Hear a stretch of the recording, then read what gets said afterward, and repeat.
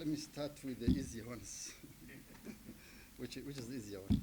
Now, the colleague from Standard Media House, I think attendance of the COPs, whatever they are, it's really good. We've always been receiving the story. Our stories were being told by the people from the north, and it's really important for our story to be told by ourselves, and so our own journalists, our own editors, to attend these COPs and bring back the real stories as they see to our communities, instead of depending on international developed country Western media houses. So we encourage as many of our journalists who are able to attend to attend. But of course, it's not cheap because they are held in different parts of the world. There is cost of travel, cost of participation and staying for a lengthy period of time in those expensive cities. And most times, the prices of accommodation and food and all that are usually hiked because of the demand, naturally. And so it's usually very expensive. But it's not, of course, government sends government delegations, and we try to control and limit it because it's not cheap even for government to participate. And we will encourage you to work with your management to make sure that there are opportunities are given.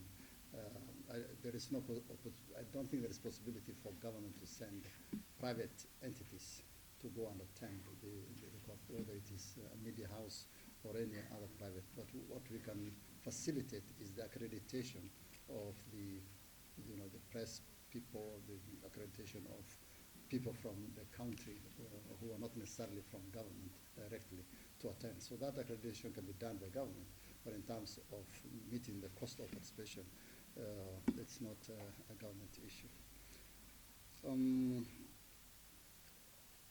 Yeah, the young journalist from Nation Media House, very good question. Where does the investment come from? Investment comes from all over.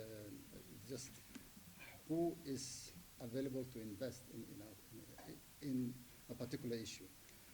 Oftentimes, as we all know, most of the global investments have been coming from countries that have capabilities, or not necessarily the country, but of the corporations, the individuals, and governments that have the possibilities of investing elsewhere. Investments also come from within. Of course, Kenyans are investing in their own country, but they are big investments which are very costly that ordinary Kenyan individuals and maybe even corporations may not be. You know that energy is not a cheap investment. For example, the initial capex, capital expenditure for energy is usually upwards of $50 million and thereabouts, or very expensive. So it is big corporations that usually are based in outside Africa that do the investments. But that does not preclude investments coming from within as well. And there are a lot of investments coming from within. And so the work that a number of our ministries responsible for investments, the Minister of Trade and Industry and Investment Committee, the Ministry of Finance or Treasury are doing is to enhance the enabling environment for investment flows to come to our country. But unfortunately, because of perceived risks in Africa, investments into our continent has been diminishing instead of increasing. And this is some of the challenges that our leadership in Kenya and in the whole of Africa are trying to overcome, and trying to say Africa is the best place to invest, the greatest opportunities, the best people, the youngest people, the most available resources, and so forth. So that is our narrative. We have the best potential, and our investments are safe in our country. But unfortunately, because of these perceived issues about our continent and about Africa, largely investments have been dwindling, and so that is a challenge that we have to. And yet we cannot address climate change without attracting the right investment. We cannot have resilience of our roads, our bridges, our houses and homes and so forth without getting the right investments, the right technologies and so forth. We cannot achieve 100% electrification of Africa without getting, investment flows. But as I said, 47% decline is just a shame really for the world. Instead of investing in Africa, they're investing just elsewhere. Contradictions between reparations and loans and so forth. My good sister, there is nothing, there's no free lunch. Please remove that from your minds. It is not possible to get freebies. Nothing comes for free. There must be something attached to it. And so the loans that we're asking as Africa, as Kenya, are concessional loans.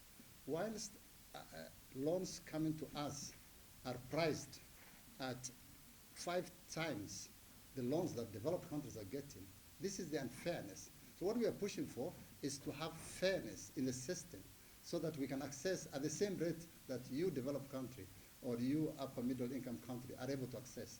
This is what Africa is pushing for. Africa is never asking for favors. Africa is not asking for free things. It is about the fairness of the system. So reparations, I mean, there are some, of course, there are responsibilities for the emissions and the whole issue of climate change. But we're not saying you must give us free things, but let's be fair, let's be equitable in the processes of addressing climate change. I think that is what we are saying. And please, just know that your development is yours, your own development. You need to develop yourself. You wait for manners from the sky. I think it will come maybe when the, let me leave it there. What was the other thing? Vaccinations. I don't want to go into political discussions about vaccinations. In my past life, I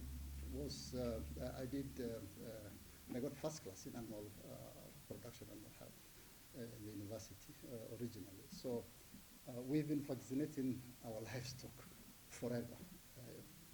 Most of you will be young, but there are diseases that you must vaccinate against. Foot and mouth disease, it is a common disease, and unless you vaccinate the animals, it affects all of our animals. The diseases called rinderpest, for example, that wipes out herds and herds, both wild and animals and domestic animals. Unless you vaccinate against those diseases, they wipe out. And it's not a new thing. I don't understand the politics of it, but vaccination, whether it's for human or for wildlife or for animals, I think it we've been doing. I have been vaccinated myself as a child. I have vaccinated all my children, and I'm sure all of you have been vaccinated.